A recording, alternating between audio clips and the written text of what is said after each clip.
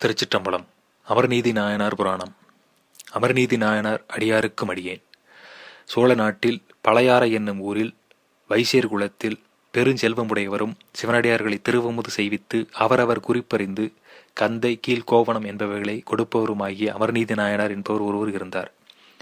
அவர் திருநெல்லூர் என்னும் சிவஸ்தலத்திலே மகோற்சவ தரிசனம் செய்ய வரும் சிவனடியார்கள் திரு அமுது செய்யும் பொருட்டு ஒரு திருமடம் கட்டுவித்து கொண்டு தம்முடைய சுற்றத்தார்களோடு அவ்விடத்திற்கு போய் சேர்ந்து மகோற்சவ தரிசனம் செய்து தம்முடைய மடத்திலே சிவனடியார்களை திரு அமுது செய்வித்துக் கொண்டு மனமகிழ்ச்சியோடும் இருந்தார். இருக்கும் நாட்களிலே ஒரு நாள் சிவபெருமான் பிராமண வருணத்து பிரம்மச்சாரி வடிவம் கொண்டு 2 கௌபீனங்களையும் விபூதி பையையும் கட்டியிருக்கின்ற ஒரு தண்டை கையிலே பிடித்து கொண்டு அந்த திருமடத்திற்கு எழுந்தருளி வந்தார். அது கண்ட அமர்நீதி நாயனார் மனமகிழ்ச்சியோடும் முகமகிழ்ச்சியோடும் அவர் எதிர்கொண்டு வணங்கி, சுவாமி, தேவரீர் இங்கே எழுந்தருளுவதற்கு அடியேன் பூர்வத்தில் யாது தயம் செய்தேனோ என்று இன்சொற் சொல்ல, பிரம்மச்சாரியானவர் அவரை நோக்கி, நீர் அடியார்களை திருவமுது செய்வித்து அவர்களுக்கு வஸ்திரங்களும் கந்தைகளும் கீழ் கௌபீனங்களும் கொடுக்கின்றீர்கள் என்பதை கேலியுற்று உம்மை காணுவதற்கு விரும்பி வந்தோம் என்றார். அது கேட்ட அமர்நீதி நாயனார், இந்த திருமடத்திலே பிராமணர்கள் போஷணம் பண்ணும் பொருட்டு பிராமணர்கள் பாகம் பண்ணுவதும் உண்டு. தேவரீரும் இங்கே திரு அமுது செய்தருளல் வேண்டும் என்று பிரார்த்தித்தார். பிரம்மச்சாரியானவர் அதற்கு உடன்பட்டு, நாம் காவேரியிலே ஸ்நானம் பண்ணி கொண்டு வருவோம்.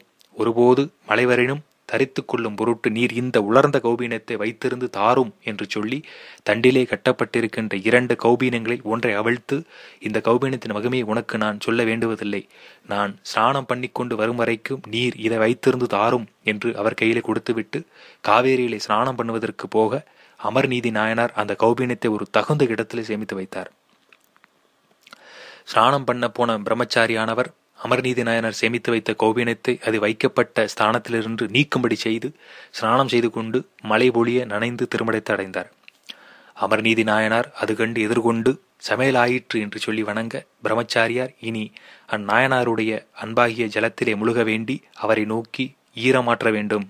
தண்டிலே கட்டப்பட்டிருக்கின்ற கோவணமோ ஈரமாயிருக்கின்றது. உம்மிடத்திலே தந்த கௌபீனத்தை கொண்டு வாரும் என்றார். அமர்நீதி நாயனார் சீக்கிரம் உள்ளே போய் பார்த்து கௌபீனத்தை காணாதவராகி திகைத்து மற்ற இடங்களிலும் தேடி காணாமையால் மிகுந்த துக்கம் கொண்டு வேறொரு கௌபீனத்தை எடுத்துக்கொண்டு புறப்பட்டு பிரம்மச்சாரியார் முன் சென்று, சுவாமி, தேவரீர் தந்த கௌபீனத்தை வைத்த இடத்திலும் பிறவிடங்களிலும் தேடி கண்டிலேன். அது போனதும் இன்னதென்று அறியேன். வேறொரு நல்ல கௌபீனம் கொண்டு வந்தேன். இது கிழிக்கப்பட்ட கோவணம் அன்று, நெய்யப்பட்ட கோவணமே. தேவரீர் நனைந்த கௌபீனத்தை களைந்து இந்த கௌபீனத்தை சாத்தி அடியன் செய்த குற்றத்தை பொறுத்தருள வேண்டும் என்று பிரார்த்தித்தார். அதை கேட்ட பிரம்மச்சாரியார் மிக கோபித்து, உம்முடைய நிலைமை நன்றாயிருக்கின்றது. நெடு நாட்கழிந்ததும் அன்று, இன்றைக்கே நான் உம்மிடத்தில் வைத்த கோபீனத்தை கவர்ந்து கொண்டு அதற்கு பிரதியாக வேறொரு கௌபீனத்தை ஏற்றுக்கொள்ளும் என்று நீர் சொல்லுவது என்னை? சிவனடியார்களுக்கு நல்ல கௌபீனம் கொடுப்பேன் என்று நீர் ஊரிலே பரவச் செய்தது என்னுடைய கௌபீனத்தை கவர்வதற்கோ?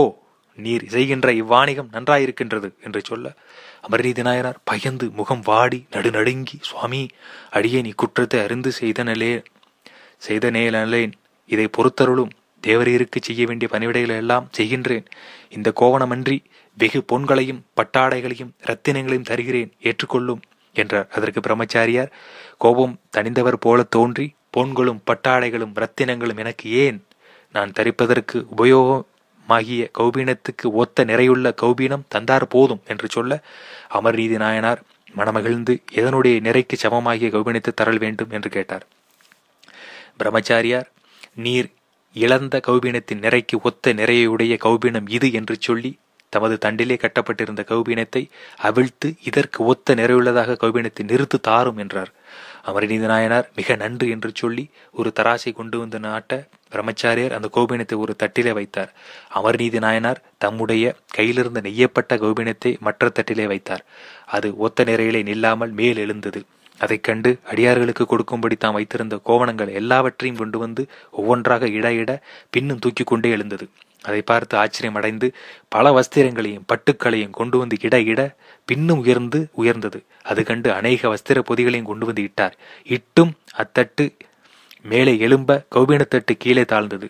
அமர்நீதி நாயனார் அதை கண்டு மிக அஞ்சி பிரம்மச்சாரியாரை வணங்கி, எண்ணிறந்த வஸ்திர பொதிகளையும் நூற்கட்டுக்களையும் குவிக்கவும் தட்டு உயர்கின்றது. தபியேனுடைய மற்ற திரவியங்களையும் இத்தட்டிலே இடுதற்கு அனுமதி தந்தருளும் என்றார். அதற்கு பிரம்மச்சாரியார், இனி நாம் வேறென்ன சொல்லுவோம்? மற்ற திரவியங்களையும் இட்டு பாரும். எப்படி நம்முடைய கோவணத்துக்கு ஒத்த நிலையில் நிற்க வேண்டும் என்றார். அமர்நீதி நாயனார் நவரத்தினங்களையும் பொன் வெள்ளி முதலிய உலோகங்களையும் சுமை சுமையாக எடுத்து வந்து இட தட்டு எழுந்தபடியே மேலே நின்றது.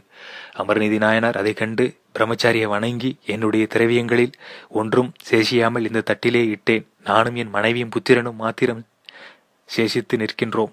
தேவரீருக்கு பிரீதியாகில் இனி அடியேங்களும் இத்தட்டில் ஏறுதற்கு அனுமதி தந்தருளும் என்றார். பிரம்மச்சாரியும் அதற்கு உடன்பட்டார்.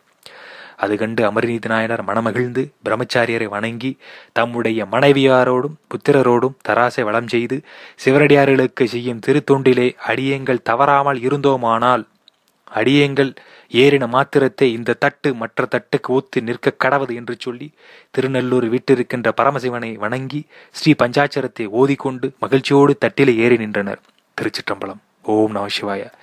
ஏறின உடனே பரமசிவனுடைய திருவரையிலே சாத்தப்படும் கௌவீனமும் பத்தியிலே சிறிதும் குறைவில்லாத அமர்நீதி நாயனாருடைய அடிமை திறமும் பெருமையிலும் ஒத்திருந்தபடியால் துலாக்கோளின் 2 தட்டுக்களும் ஒத்து நின்றன. அற்புதத்தை கண்டவர்கள் எல்லாரும் அமர்நீதி நாயனார் வணங்கி தோத்திரம் செய்தார்கள். தேவர்கள் ஆகாயத்து நின்றும் கற்பக விருட்சங்களின் புஷ்பங்களை மலை போல பொழிந்தார்கள். திரு கைலாசபதி தாம் கொண்டு வந்த பிரம்மச்சாரி வடிவத்தை ஒழித்து ஆகாயத்திலே பார்வதி தேவியாரோடு இடபாரூடராய் தோன்றி தம்மை தரிசித்து அந்த தராசு தட்டிலே தானே நின்று கொண்டு தோத்திரம் செய்கின்ற அமர்நீதி நாயனார், அவர் மனைவியார், புத்திரர் என்று மூவர் மேலும் திருவரு நோக்கம் செய்து, நீங்கள் மூவரும் நம்முடைய அருளை பெற்று நம்முடைய சன்னிதானத்திலே நம்மை வணங்கி கொண்டிருங்கள் என்று அருளி செய்து மறைந்தருளினார். அமர்நீதி நாயனாரும் அவர் மனைவியாரும் புத்திரரும் அக்கடவுளுடைய திருவருளினால் அந்த தராசு தானே தேவ விமானமாகி மேலே செல்ல அவரோடு சிவலோகத்தை அடைந்தார்கள். திருச்சிற்றம்பலம். அமர்நீதி நாயனார் புராண சூசனம். சிவனடியாருக்கு அன்னம் வஸ்திரம் கௌபீனம் கொடுத்தல். சிவஸ்தலத்திலே மடங்கட்டுவித்து புண்ணிய காலங்களை சிரத்தையோடும் கற்பாத்திரமாகிய சிவனடியார்களை அமுது சேவித்தலும் அவர்களுக்கு வஸ்திரம் கௌபீனம் முதலிய கொடுத்தலும் பெரும் புண்ணியமாம். அன்னம் வஸ்திரம் கௌபீனம் முதலியன தானம் செய்தல் புண்ணியம் என்பதற்கு பிரமாணம் சிவதரமூத்திரம். அமர்நீதி நாயனார் இந்த சிவ புண்ணியத்தின் மிகச் சிறந்தவராகி சிவனிடத்து இடையறாத மெய்யன்புடையவராயினார். சிவனிடத்து அன்பில்லாமல் செய்யப்படும் புண்ணியம் உயிரில்லாத உடல் போல பயன்படாதாம். இவ்வன்பு பல பிறப்புகளிலே பயன்குறியாது செய்யப்பட்ட தபோ பலத்தினாலே சிவன் அருள் செய்ய கிடைக்கும். திருச்சிற்றம்பலம். தெல்லியம்பலம். சிவசிதம்பரம்.